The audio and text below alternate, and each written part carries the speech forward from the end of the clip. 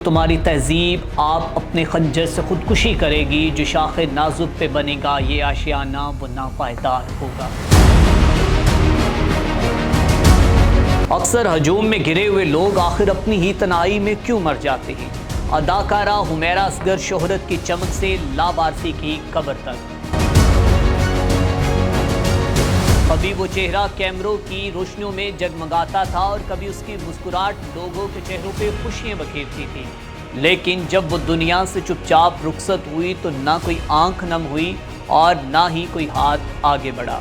और शायद उसने खुद भी ये कभी ना सोचा होगा कि यूं कोई ऐसा दिन आएगा कि जब वो लावारिस कहलाएगी और उसकी लाश बेयारो मददगार एक फ्लैट के फर्श पर पड़ी होगी। नाज़रीन, पाकिस्तान की नामवर अदाकारा हुमैरा असगर का ताल्लुक लाहौर से था, लेकिन वो कराची में मुकीम थी, जहां वो गुज़िश्ता 7 साल से एक फ्लैट में राइश पजीर थी। और गुज़िश्ता रोज़ जब पुलिस अदालती हुक्म पर उनके फ्लैट को खाली करवाने के लिए पहुंची, दरवाज़ा खटखटाया गया, लेकिन कोई आवाज़ अंदर से नहीं आई। काफ़ी हद तक इंतज़ार करने के बाद पुलिस ने दरवाज़ा तोड़ा और जब पुलिस अंदर दाखिल हुई तो पुलिस ने देखा कि फ़ैशन इंडस्ट्री में राज करने वाली और लाखों की तादाद में फॉलोअर रखने वाली खूबसूरत अदाकारा की गली सड़ी लाश बेयारो मददगार जिस्म जो है वो फर्श पर पड़ा था। और इब्तदाई रिपोर्ट्स में ये बताया जा रहा है कि ये 1 महीना पुरानी लाश थी।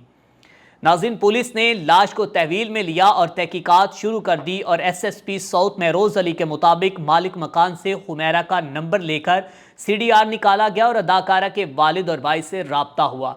ताहम हुमैरा के वालिद का ये कहना था कि उन्होंने 1.5 से 2 साल कबल अपनी बेटी से ताल्लुक़ ख़त्म कर दिया था। पुलिस ने हुमैरा के वालिद को कायल करने की कोशिश की कि कराची पहुंचकर लाश वसूल करें, लेकिन उन्होंने दोबारा पुलिस से राब्ता करना भी मुनासिब ना समझा। वालदैन के इनकार के बाद बहुत से सवाल जन्म लेने लगे और बहुत सी चहमगोइयाँ सोशल मीडिया पर गर्दिश करने लगी कि आखिर ऐसा क्यों हुआ।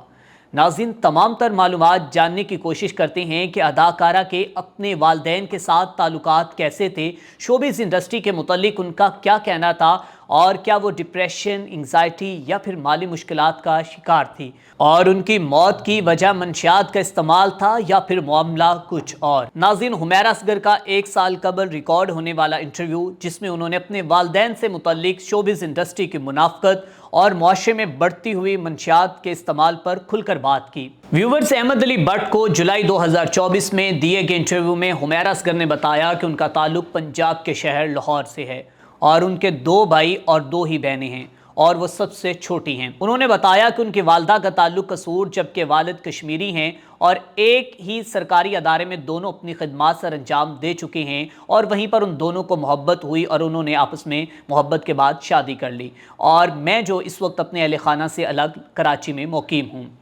नाज़रीन, हुमैरा असगर के मुताबिक वालदैन ने तालीम हासिल करने के लिए उनकी मदद की। उन्होंने MPhil तक तालीम हासिल की और जिसके बाद वो कैरियर बनाने के लिए लाहौर से कराची मुंतकिल हो गई। अदाकारा का कहना था कि लाहौर सुस्त शहर है और कराची में जिंदगी तेज और मौके ज्यादा हैं, इसलिए वो लाहौर से कराची मुंतकिल हुई हैं। कराची मुंतकिल होने पर वालदैन की मदद हासिल रही या नहीं, इस सवाल पर हुमैरा असगर ने मुख्तसर जवाब दिया हाँ, लेकिन उन्होंने इस ज़मन में कोई मज़ीद वज़ाहत पेश नहीं की।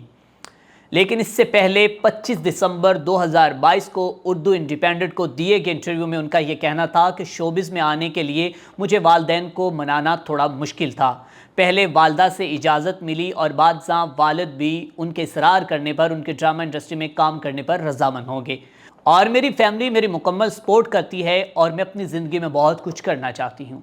नामवर अदाकारा का कहना था कि मैंने बहुत सारे ख्वाब देख रखे हैं और अगर वो ख्वाब पूरे ना हुए तो वो खुद को कभी माफ़ नहीं करेंगी और वो अपनी ज़ात के हवाले से सख्त मिजाज रखती हैं और वो खुद को माफ़ कर भी नहीं पाती।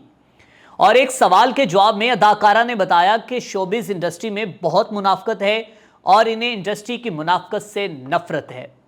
शोबिज़ इंडस्ट्री में हद से ज़्यादा मुनाफ़क़त और एक ही शख्स के मुतअद्दिद चेहरे, वही बाज़ अफराद ऐसे भी हैं कि जिनकी शख्सियत बिल्कुल साफ और वाज़िया है। नाज़रीन, अदाकारा हुमैरा के पहले और आखिरी इंटरव्यू में उन्होंने कहीं ऐसा खुलकर जिक्र नहीं किया कि उनके वालदैन के साथ ताल्लुकात ख़राब चल रहे हैं या ठीक। کہیں پر وہ والدین کی سپورٹ پر کھل کر بولی ہیں اور کہیں انہوں نے سوال کے جواب کو مختصر ہاں میں بدل دیا۔ لیکن اس کے باوجود پولیس نے اس کی موت کی خبر جب اس کے اہل خانہ کو دی تو سب سے پہلے اس کے بھائی کو فون کیا اور کہا کہ آپ کی بہن ہمارے پاس ہے، برائے مہربانی آ کر لے جائیں۔ لیکن بھائی کا جواب یہ تھا کہ آپ اس کے والد سے بات کریں، ہمارا اس سے کوئی تعلق نہیں۔ پھر والد کو فون کیا گیا۔ کچھ لمحوں کی خاموشی کے بعد باپ نے غصے اور بے رحمی سے کہا کہ ہمارا اس سے برسوں پہلے تعلق ختم ہو چکا تھا، جو کرنا ہے کریں، ہم لاش لینے نہیں آئیں گے، اور فون بند کر دیا۔ اور یوں جیسے بات کسی اجنبی کی ہو، جیسے وہ بیٹی کبھی اس کی زندگی کا حصہ ہی نہ رہی ہو۔ اور پولیس نے کہا کہ اگر کوئی نہ آیا تو اسے قانون کے مطابق لاوارث قرار دے کر دفنا دیا جائے گا۔ یہ وہی چہرہ تھا جس کی ایک دیدار کے لیے کبھی لوگ کیمرے سنبھالے دوڑتے تھے، اور یہ وہی آواز تھی جو کبھی انٹرویو میں سننے کے لیے چینلز لائن میں کھڑے ہوتے تھے۔ اور آج پولیس کے اہلکار بدبو سے ناک پر رومال رکھے ہوئے جب اس کے لاش کے قریب جاتے ہیں تو وہ خود بھی دہل جاتے ہیں۔ حمیرہ اصغر نے اپنی زندگی میں کئی کامیاب پروجیکٹ کیے، جس میں ARY کا ڈرامہ احسان فراموش میں دیگر ڈرامے بھی شامل ہیں، اور 40 سے زائد تھیٹر کیے، اسٹیج ڈرامے لکھے، ویلفیئر کی سرگرمیوں میں بڑھ چڑھ کر حصہ لیا۔ لیکن پھر اچانک کیا ہوا، کیوں ہوا، کیسے ہوا اور کب ہوا، اور سب سے بڑھ کر اس کے 7.5 لاکھ فینس کو بھی خبر تک نہ ہوئی جنہوں نے ان کو فالو کر رکھا تھا۔ اور وہی فین اداکارہ کی دسمبر 2024 تک کی زندگی کی رنگینیوں کو دیکھ کر کمنٹس، لائکس اور خوبصورت دلکش تصویریں شیئر کرتے رہے۔ ناظرین، معلوم نہیں کہ یہ خودکشی تھی یا کچھ اور، لیکن جس طرح خاموشی نے اس کی زندگی کو نگلا ہے وہ سب کے لیے عبرت ہے۔ یہ دنیا جس کے پیچھے ہم اپنی حیا، خاندان، اپنا دین، سب کچھ قربان کر دیتے ہیں، اور ہم اپنی زندگی کی رنگینیوں میں اتنے آگے نکل جاتے ہیں کہ والدین کے فیصلوں کو پاؤں تلے رون دیتے ہیں، اور بعد میں انہی فیصلوں کا ہمیں نقصان اٹھانا پڑتا ہے۔ یہ کہانی صرف ایک فرد کی نہیں، یہ ان تمام لڑکیوں، نوجوانوں اور خواب دیکھنے والوں کے لیے ایک کھلا پیغام ہے کہ چمک، دھمک، ماڈلنگ، شہرت، اسٹیج اور سوشل میڈیا کی دنیا جتنی دور سے حسین لگتی ہے، اتنی اندر سے ہی تلخ، تنہا اور بے رحم بھی ہو سکتی ہے۔ اکثر نوجوان بنا سوچے بغیر والدین کی مشاورت صرف ظاہری خوشنمائی کو دیکھ کر راستے چن لیتے ہیں، لیکن وہ بھول جاتے ہیں کہ ماں باپ کی رضا، ان کی دعائیں اور ان کا سایہ اصل کامیابی کی بنیاد ہے۔ اگر تمہیں سارا جہاں واہ واہ کرے لیکن تمہارا باپ نظریں چرا لے، تو تمہاری ماں تمہارے لیے دعا نہ کرے تو وہ واہ واہ بے معنی ہے۔ اور زندگی میں جو بھی فیصلہ کرو، خاندان کی رضا اور ان کے ساتھ ان کی مرضی سے کرو، کیونکہ اکثر وہ ساتھ ہوں تو ہر اندھیرا روشنی میں بدل جاتا ہے، اور اگر وہ ناراض ہوں تو دن کی روشنی بھی تنہائی لگنے لگتی ہے۔ اور ہمیں یہ سوچنا ہوگا کہ ہم انسان ہونے کا مطلب ہی بھول گئے ہیں، اور رشتوں میں اختلاف ہو سکتی ہیں، دوریاں ہو سکتی ہیں، لیکن بات یہاں تک نہیں جانی چاہیے کہ ہم کسی کے جنازے سے بھی منہ موڑ لیں۔